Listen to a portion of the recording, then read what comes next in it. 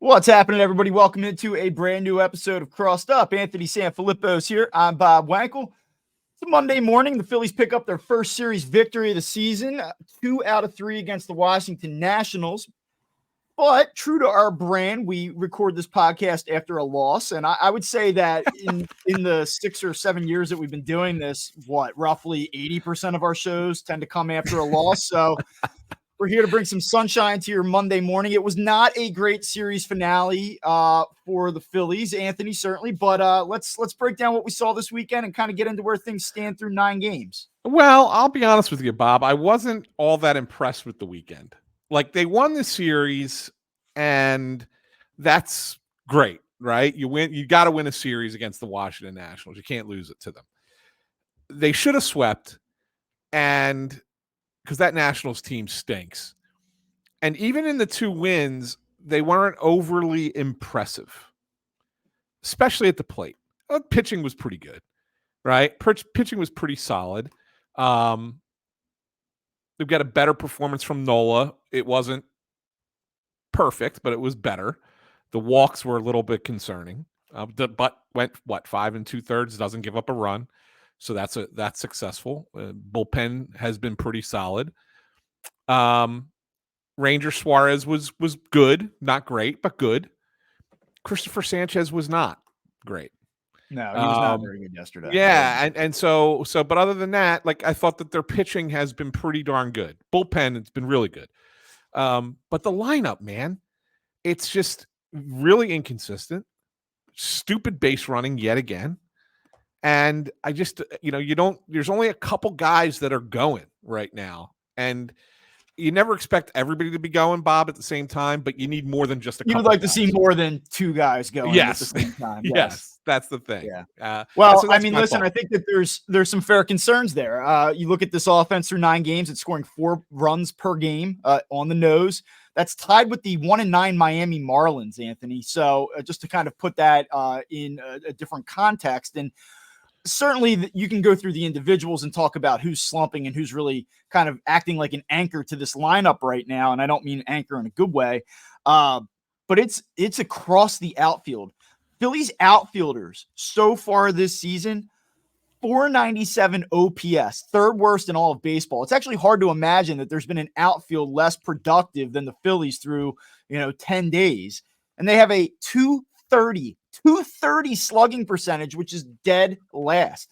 That's Nick Castellanos, obviously, and then your Johan Rojas, Christian Pache, Whit Merrifield combination. Brandon Marsh is doing his best to sort of prop that up, but it's not like Brandon Marsh has been Mickey Mantle through 9 games either here. So, listen, it has been a miserable start for that group, and I think that the concern does spread beyond it a little bit. You go into the infield and you see what Trea Turner has done. I believe he's hitting 222 this morning, 3 for 13 this weekend.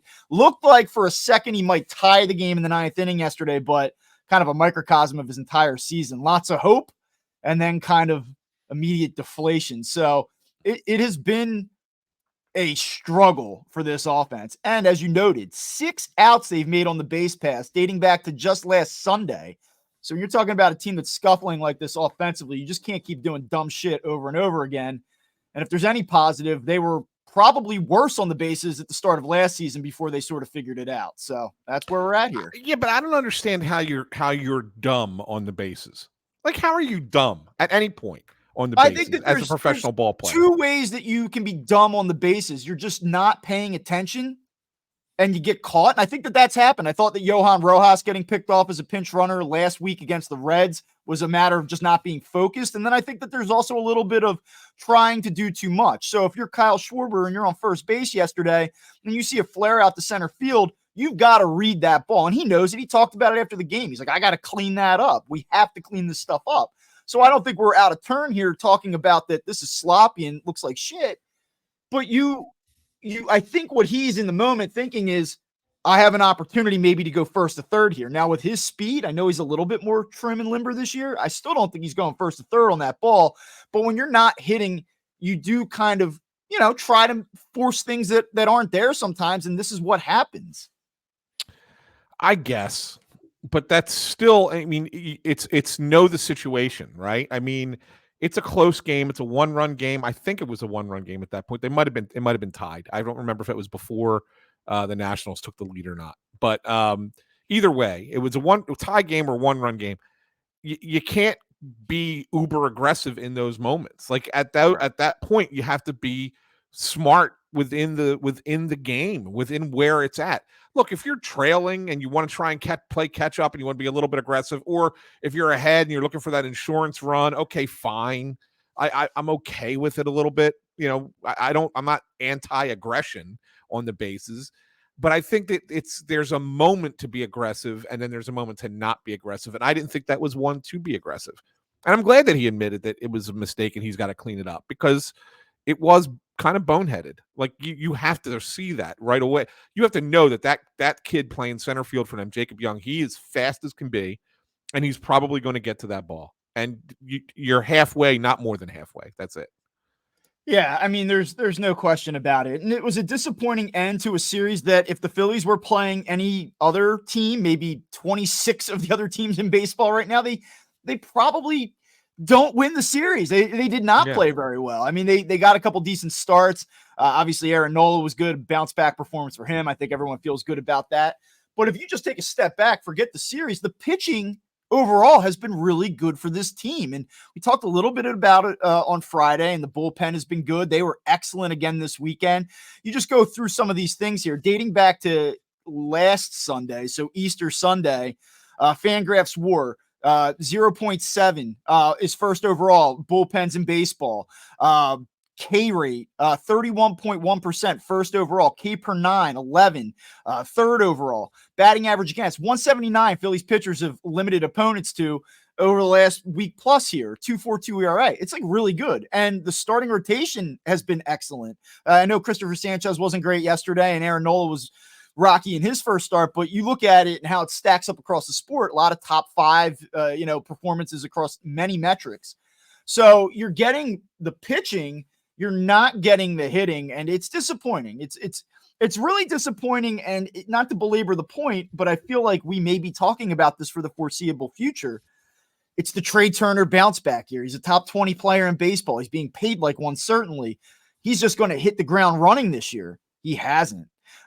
Nick Castellanos looks utterly lost, and we can dive into that in a little bit more detail. The numbers are the numbers. Like, you don't need to have me sit here and tell you the numbers. We all know that they're pretty gross right now, but the concern for me is the swings are just so tentative. Like, everything, it looks just like a work in progress right now. And you would hope that a lot of those issues would be ironed out in Clearwater. You'd hope that a lot of that stuff would get ironed out in March. He just looks like a guy that's totally feeling for it right now.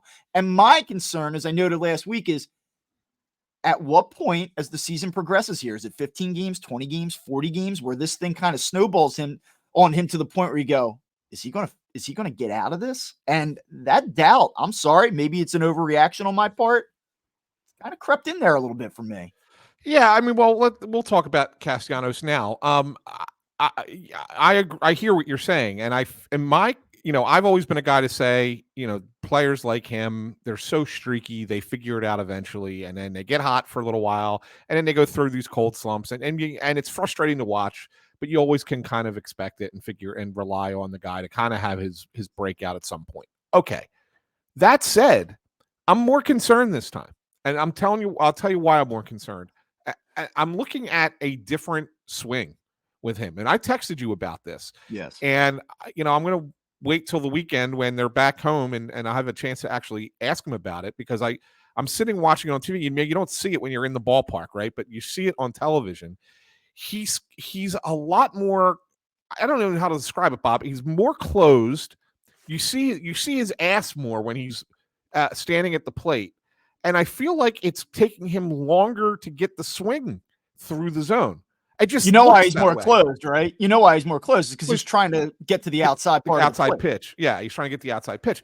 I get it, but he's still swinging and missing in pitches. And when he's making contact, he's making incredibly weak contact.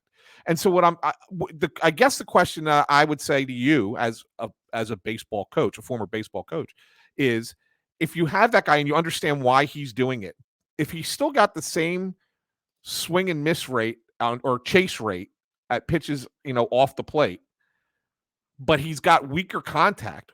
Wouldn't you tell that player to go back to doing what he was doing before? You'd rather have the chase and be frustrated about it, but still have the production than not have the production, because he just does not look comfortable swinging like this. Well, I guess that the retort to that is that the vulnerability is such that every team is just going to keep going after it and going after it and going after it. And because he's not really shown an ability to counteract it with his traditional swing, it's now taking a mechanical adjustment to try to get there. And I would almost say if there is a different setup, if there is a different approach in terms of his swing mechanics, in a way, I could almost take solace in that, because I say, all right, like he's now kind of adjusting on the fly. It might take him a couple weeks to get to the point like where he is feeling a little bit more confident, a little bit more in rhythm, which we know is a big part of his game. But yeah, I mean, it certainly is concerning because that vulnerability was there. Now he's altering things as we go here in season. It has not looked good. The numbers are what they are. We know that he's a very thoughtful player. And I mean that to his credit, but in a lot of ways, like you do wonder, like, is he sitting there thinking like, okay, here we go again. You look at his numbers last year, you talk about the inconsistencies of it, but in March and April of last year, he hit 313. In May, he hit 265. In June, he hit 351. July was his month where he really struggled. He hit 162. He struck out a ton. And like, are we just having that July here in April this time and it'll all be good? Maybe. But I'd feel a lot better about it if those struggles came on the heels of a good start. And that it has started like this, to me, is cause for concern. Yeah. I mean, I guess the one, and it's a very small bit of solace to take with this. Nick Castellanos is leading the team in walks so far this season. Yeah. Yes, he is. And he's fourth in strikeouts, which is not, 9 strikeouts in 9 games is not a great number, but it's certainly not the worst thing in the world. And there's 3 guys who are striking out more than him.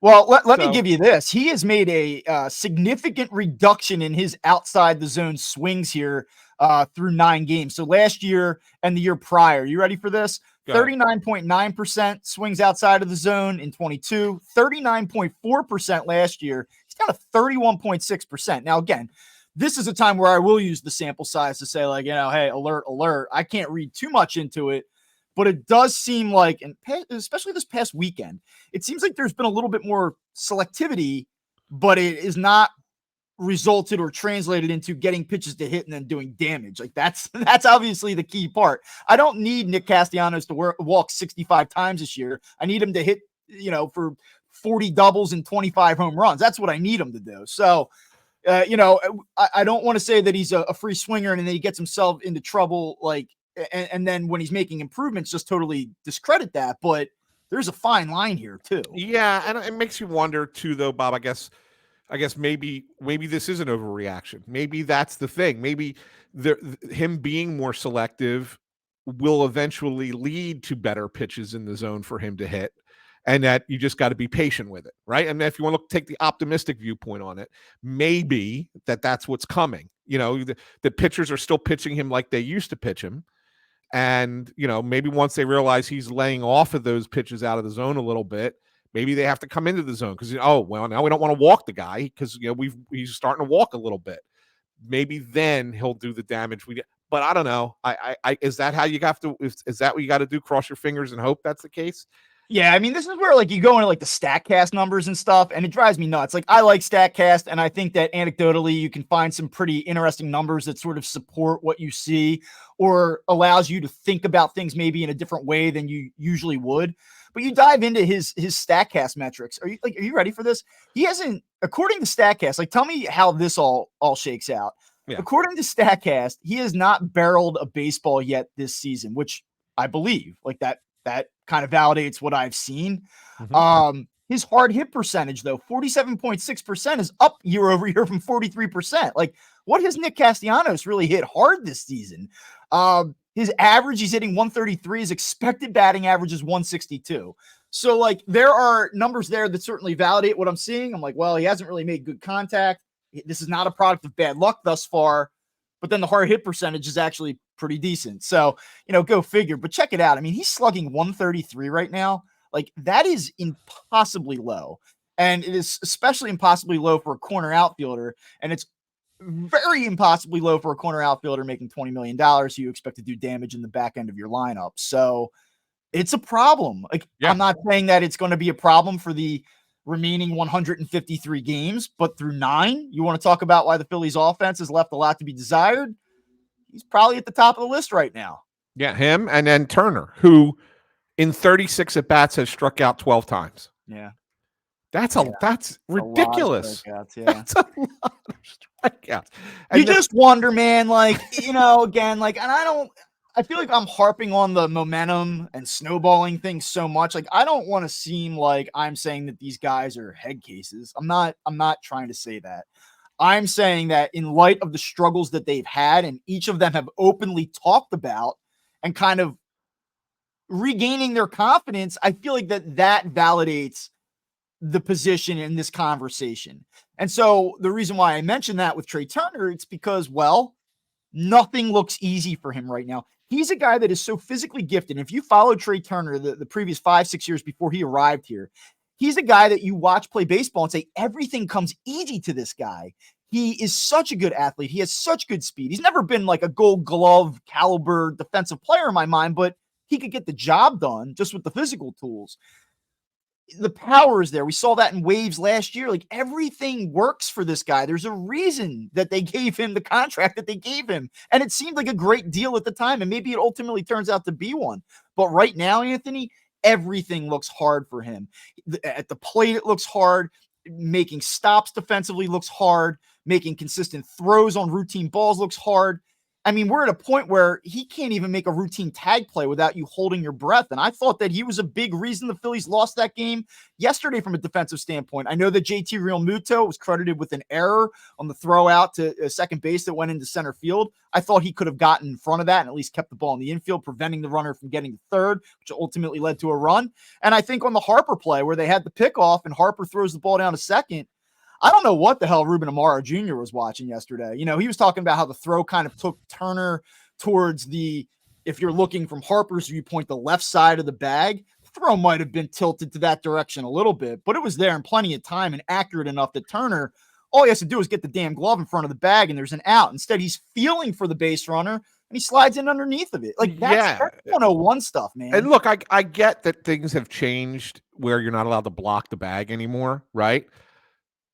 But that doesn't mean that you at this point should not have figured out what your positioning should be. Yeah. Right. I know that that's a change, right? You can't block the bag. All right, fine. But you had an entire spring training and workouts to figure out, okay, here's where I'm going to position myself on the bag so that I can have a nice, easy swipe down to get the tag down. Yeah. And he looked so incredibly uncomfortable on that play. Yeah. Incredibly. And the throw was not way offline that he had a lunge to the bag. Like, it was just really, he just looked like he was not comfortable standing there. And you're right. I think he could have blocked the throw by Realmuto that ends up being, I guess, a little bit tougher. Like, I'll give him a little bit more of a leeway on that one, just because you're trying to in one motion. It's not a great throw by Realmuto. You have to come back across the bag. You're trying basically to get the out there. You're going to have to do it all in one motion. There's no catch, regather and go to the runner. It's got to just be in one fell swoop. So, okay. Probably more annoying just because the runner doesn't advance to third, and then it ultimately proves the difference, frankly. But on the play from Harper, like, they've just got to figure that out. And teams now are starting to put a lot of pressure on the Phillies in terms of the run game. And St. Louis can run around a little bit, and it's going to be really interesting to see what happens, because if you're doing any advanced scouting whatsoever, and you look at what was happening at the end of the regular season last year with the Phillies, teams started to run on them a lot. They sort of tried to correct and crack down on in the playoffs. It was a point of emphasis. Rob Thompson actually was talking about this after the game yesterday. Like, we worked on this in spring training. We knew that teams were going to come in and try to put pressure against us on the bases. Right now, I mean, teams are just having their way. And we know that Realmuto is a good catcher. We know he's got a good arm. Some of this is on the staff. Some of this is on the infield mechanics behind the operation. It's got to get cleaned up because it's a huge vulnerability right now, and teams are just going to have a field day with it. Yeah, it is. It is. And, the Nationals maybe kind of laid the groundwork for other teams. Yeah. The way that they got really aggressive on them yesterday. And teams are going to do it. Like this translates back to college baseball, to high school baseball. If we have a game plan, we see a weakness on a team. If I don't like a left fielder's arm going into a game, he might throw out my runner at some point. Like if I try to score him on a shallow single, maybe I get my guy gunned down at the plate. But I'm going to make you show me at least one time that you can do it before I make an adjustment. So if I'm St. Louis or I'm any of the Phillies' future opponents, until you show me that you can make the adjustment, I am going to take advantage of it. Absolutely. 1,000%.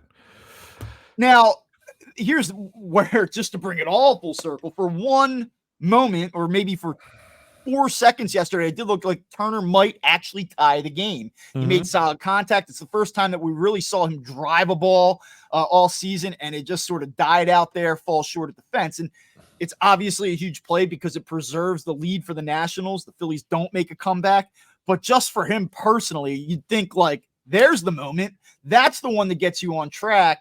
Now let's run with it. And so you see his reaction coming around first base, and you kind of just know, like he's saying, what else can go wrong right now? Yeah, I think it was one of yesterday kind of reminded me of the game down in Florida last year, Miami. Remember that game that was right before the standing ovation, that was right? Before the standing O, yeah. But I'm saying, like, he had that look on his face yesterday of frustration. He struck out 3 times in the game before that.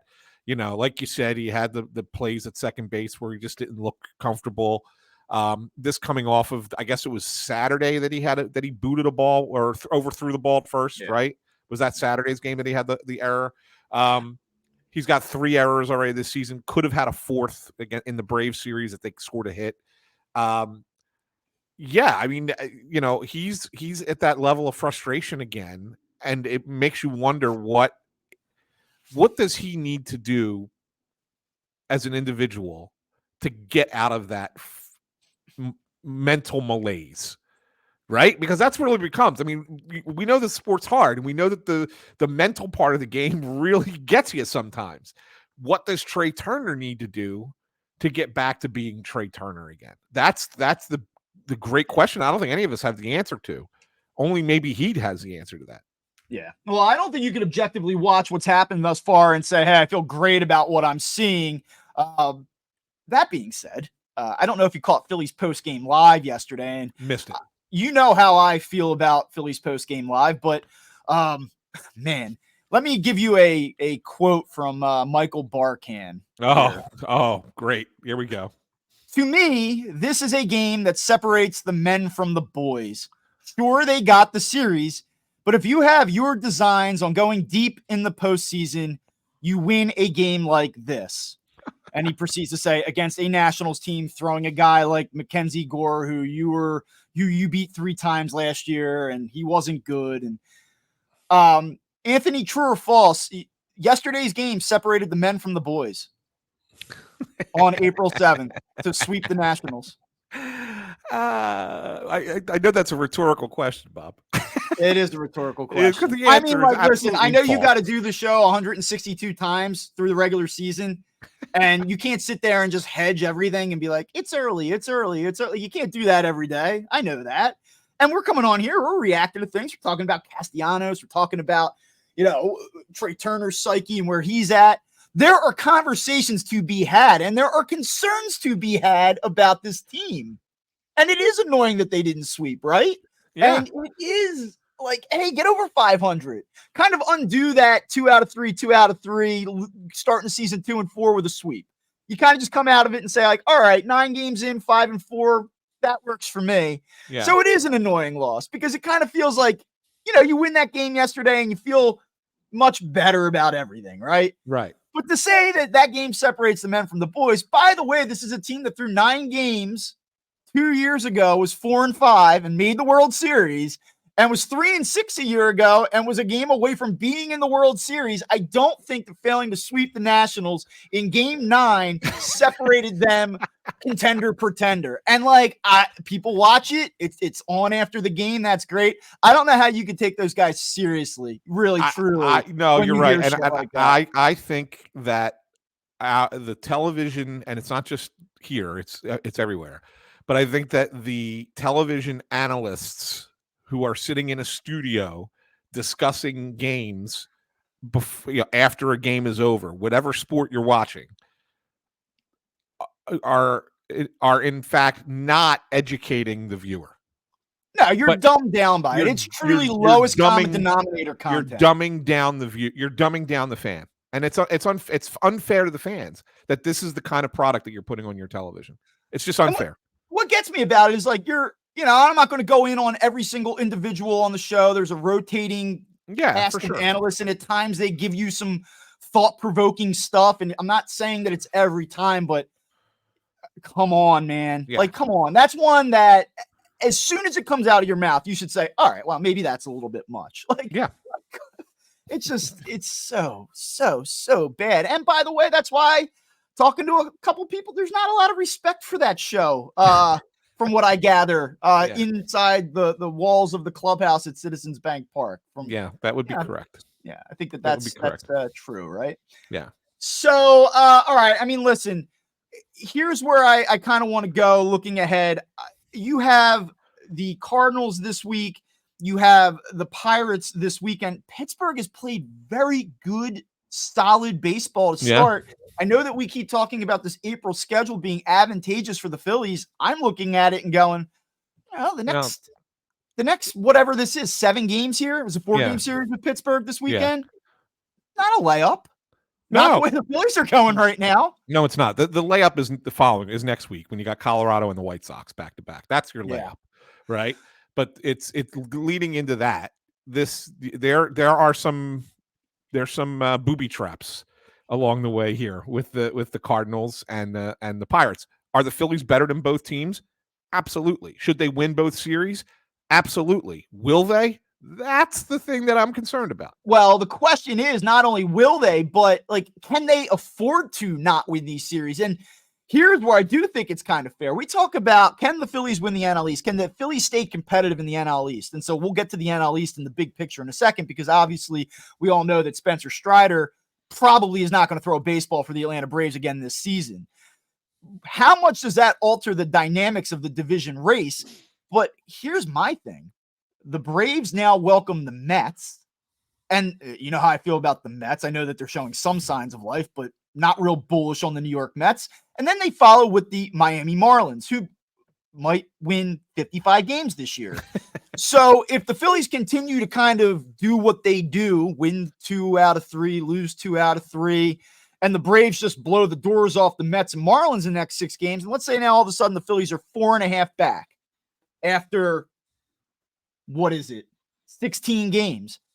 That's not where you want to be, man. Like that, if you're being real about this, like it can get away from you quickly. Like, do I trust the Phillies to kind of run with the Braves and make it interesting this season? I do. But do I trust the Phillies being 5 back before you blink to then cut down this fairly significant deficit? Obviously, there's plenty of time to do it, but this is what you don't want. Like, this is exactly what you do not want to see happen. You don't want to see a sizable gap get created this early on. The Braves have plenty of questions. Fried looks like a mess through 2 starts. Strider's not there, but my God, they hit. And if you watch them this weekend, they got down big early on Friday night. The Diamondbacks kicked Strider's ass. Now we know why. Didn't matter. They just hit their way back, won the game. They got down 6-0 on Saturday night. Didn't matter. They just hit their way back and won the game 9-8. Like, it just doesn't matter, man. So I'm kind of curious what your thoughts are on all of this. There's everything you've said is 1,000% correct, right? Like, you cannot get too far behind the Braves and let them just coast. You got to put the pressure on them right now. Now's the time to put the pressure on them because they got a pitching situation. Right, their top 2, they're missing their ace. Their number 2 guys are still a mess.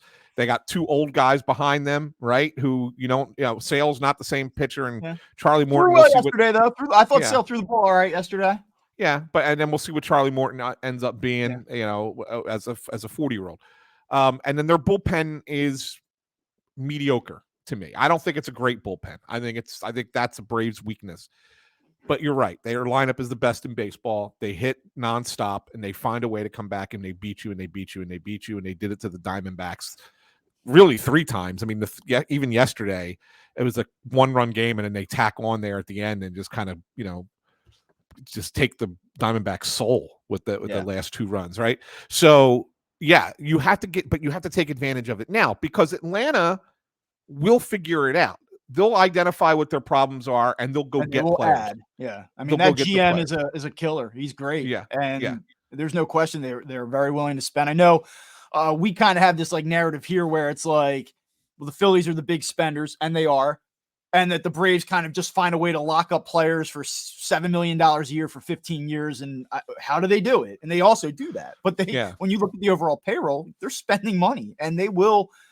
I guarantee you, they will spend money to bolster that pitching staff if need be come the middle of this season.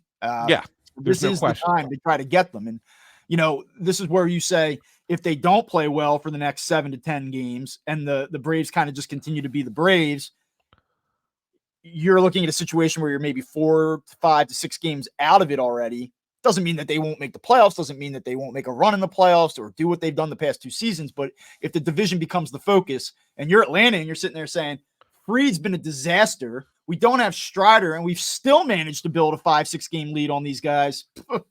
That's not a situation that you want to be in if you're the Phillies.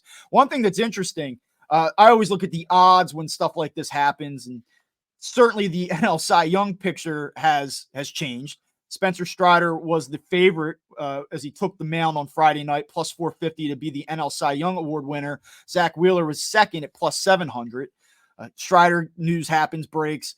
Wheeler becomes the favorite now at plus 450 ahead of Zach Gallen. So you think, well, certainly the Braves losing somebody that is favored to win Cy Young Award will alter their NL East odds. It did not. Braves are minus 425 to win the NL East, which is substantially pricier than it was even on opening day. So odds makers don't seem to be too concerned about the future of the Atlanta Braves in terms of their ability to win this division. You're right. But it's funny, Bob. People should go back and listen to the episode we had Steve Mickelson on, because so far he said, what's going to happen to the Braves if they lose Strider? Well, we're about to find out. And he was right on that, right? And he's like, oh no. And then he also had the Tigers as a good team out of the bat, right? It was like, well, there we go. I mean, this is the guy pays attention to this stuff for whatever reason. But he likes the Phillies though too. He does like the Phillies. How's that going? Yeah, that's true. That's true. But all right. Well, so listen, I mean, that's kind of what I have here. Like, I have some notes. We've hit on most of what I wanted to talk about. I will, just say I'm pretty impressed that we've gotten through 33 minutes of this without talking about Johan Rojas. I just don't want to. I just don't want to pile on, but man, they have a problem in center field, Anthony. They have a problem in center field. And what more are we going to say? I mean, seriously, what more are we going to say? Yeah, it's really going to end up. What's probably going to end up happening, Bob, is you're going to end up having Marsh back in center and Merrifield playing in left. Yeah, that's probably what's going to end up happening. They want to see if Merrifield's and a Wes Wilson running around. Is that what we're going to get here? Probably the next iteration of the Phillies outfield. That's probably what's going to happen. I mean, the only 2 things I wanted to just mention quick were when you look at Bryce Harper's numbers now, isn't it amazing that he started the season 0 for 11? Yeah, and that's exactly why you don't want to overreact, right? One series in, you're like, oh boy, this is a tough start. He doesn't have a hit, 5 of the first 6 games, and his numbers are, aside from anybody that plays on the Dodgers, about as good as anyone's right now. So yeah, that. So I wanted to mention that, and I also wanted to mention the bullpen. I mean, you mentioned some numbers earlier, but there's in specific. How about Junior Marte? Yeah. And the start really good come off too, right? Yeah. 5 2/3. He's only allowed 1 hit, 2 walks, 4 strikeouts. Soft contact he's getting. Like he's been really effective for them. Probably a guy that you really didn't think was going to be a big part of the bullpen. He was obviously one of the last couple guys that kind of earned a job in spring training, and so far so good with him. And the other thing I wanted to point out is it looks like they are a little bit more committed to making Alvarado the closer, which I'm a little bit surprised by. Yeah. I kind of thought that he would be a guy that would be matchup central, especially against a lineup that has tough lefties. Maybe it was just going against the Nationals because it's the Nationals. But they really seem to have him lined up as the last guy. I don't know if that lasts, but I thought that was worth noting here early on. No, you're absolutely right. And one thing I will note too is that you are now going to have Kerkering return this week, or likely scheduled to return this week. He threw Pirates Friday series. night, faced 5 batters, struck out 4. He did mix in a hit batter there, but he looked good. And you do wonder what that does, because right now, Marte is sort of opened some eyes. He was pretty good in the spring. I'm not saying that we're at a point where you truly trust him, but he's been solid, and maybe he can grow and gain a little bit more trust and take down some more important innings. They used him yesterday in a game that was tight, so we'll see. But you now add Kerkering in the mix. I assume that means Nick Nelson is out of here. I would think that Nelson's the guy that goes back. Yeah. We were saying a week ago, didn't feel great about the Phillies' right-handed options out of the bullpen. It was Hoffman and then kind of like hold your breath. Now you get Kerkering back and it starts to get interesting. I do wonder how they play the late innings. Does Alvarado become more matchup oriented if they like Kerkering to pitch the 8th or 9th? How much, to me, a storyline here in the short term is how much trust do they have in this guy right off the bat? Is it going to be, hey, we're down 4-2 in the 6th, come get some work? We're up 6-2 in the 7th, get some work, or is it throw him right into the fire and let him rip and see what he does? I'm very curious to see what that looks like here. Yeah, I am too, Bob. But I mean, they with Hoffman being as good as he's been, and with Marte off to a great start, maybe you can kind of ease him in a little bit more and not throw him right into the fire, because you have 2 righties that have been good for you so far. Yeah. So maybe that's the case. And then once you get him up to speed, then you have it ready to go. And I think Dominguez had a nice, at least he had a good outing. He did. And when I say the only guy you really feel good about is Hoffman, that was at the time we had the conversation. And right, I'm still bullish on him. I tweeted last week, early in the week, like this guy can be nasty pitch to pitch. It's just about finding the consistency. And I know that there's some concerns about the run on his ball. I don't know. I just think that when you look at some of the swings that he generates against some of the game's best players, it's there. Yeah. Can you just find a way to get it from appearance to appearance and really batter to batter, pitch to pitch? And if he can do that, I still think that he's a really interesting option for them. I agree. I agree. Yeah, no, I give the bullpen a lot of credit. It's been really, really good. It's been as advertised, with the exception of opening day. It's been as advertised. Yeah. So and some mop up action on the Saturday game after Nola kind of. Yeah. Notice we didn't talk a whole lot about Aaron Nola. I was happy for him to see that. I think he needed that, and I think that kind of shuts everybody up for the time being, myself included. Because if he was not good, the 4 walks though, 4 walks aren't great. But like, all I ask that you do is like, at this point, navigate it. Yeah, I don't want to see 4 walks when you're 5, 6, 7 times in here.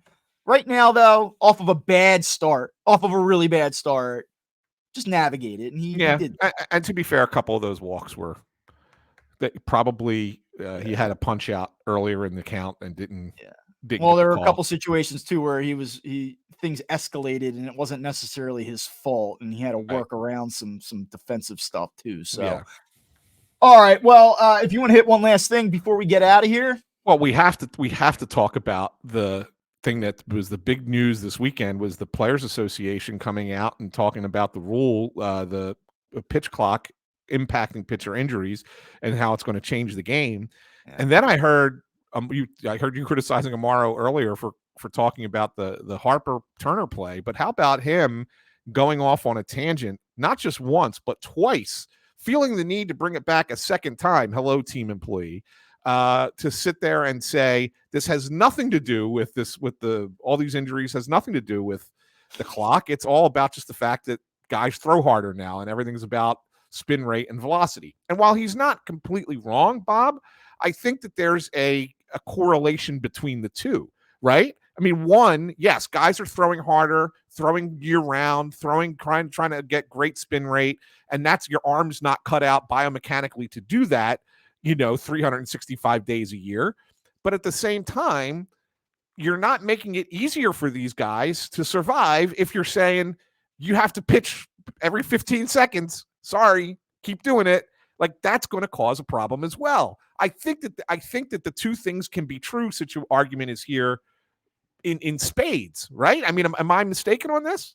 Yeah, I think you're right. I don't really get where Ruben's coming from on this. I think that the pitch clock can be a factor, and I think that there's not enough data to draw the correlation, but the Players Association is obviously on the pitch clock element of this. And the fact that the matter is that baseball wants to continue the reduction here, like continue to increase pace. And I think that the Players Association is smart in saying, all right, hold on, pump the brakes. Like, can we get some data so we can be proactive about this and not 5 years later after a rash of injuries say, oh, you know what? It was the pitch clock. I believe to a degree that the pitch clock and creating that consistent torque and that consistent strain could elevate the number of injuries, but there's no question in my mind that there is such an emphasis on velocity and spin and I don't just mean at the major league level. I mean, from the time you're 13 years old, developmentally, the mileage that you're putting on an arm and the amount of strain you're putting on the arm to pitch like this is going to have repercussions. It might take 5 years for it to catch up. It may take 10 years for it to catch up, but it's going to catch up.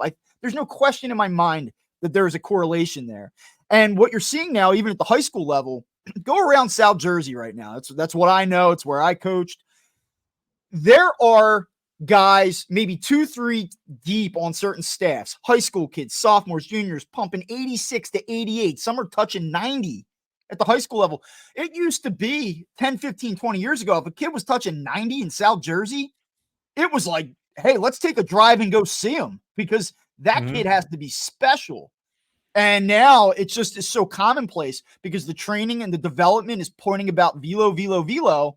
That's great because you can go do your perfect game thing. You can put it on Twitter. Here's my winter bullpen session. I'm up to 92 and everyone goes crazy about it, but at the expense of what? And there's an interesting tweet, a set of tweets, and I don't have it in front of me and I don't want to waste too much more time here, but there's a guy named Robert Stock, former major league pitcher. He spent like 2 minutes with the Padres and the Red Sox. And he's a pretty interesting Twitter follower. And he was talking about this, like, and how there are so many guys that can throw with such significant velocity now that if you don't do it, someone else will. So it really puts the pressure on you to do this. And it's just kind of creating this cycle where it's all about velo. It's all about velo. It's all about throwing 11 months a year where it's just not natural and people aren't built for it. And you're seeing this happen. It's really interesting. Yeah, it is. And this, just the one, put a little bow on this.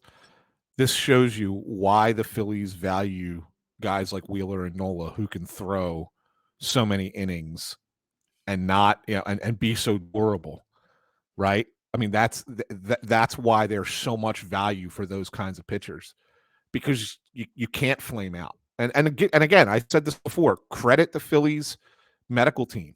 They really seem, knock on wood, they really seem to do a good job in managing their pitchers over the last few years to ensure that nobody has one of these long-term injuries, Andrew Painter aside.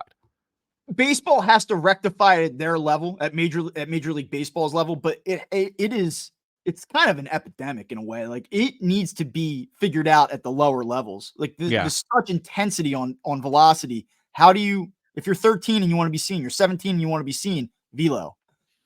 How do you navigate that? So until they figure out a way to kind of paint a broad stroke to figure this out. It's going to continue to happen. Yeah. All right. Well, I know that we're right. pressed for time here. So you can follow Anthony on X or Twitter at AnsanPhilly. You can follow me at Bob_Wankel. Make sure that you're checking out Crossed Up wherever you get your shows, YouTube, Spotify, Apple Podcasts, anywhere else. Make sure that you're checking out RedOctoberPhilly.com, daily newsletter, twice a week, a newsletter, Mondays and Fridays. Try to get it out there before 9. It's coming before noon today. Sorry about that. And we will be back later this week, and we'll talk soon.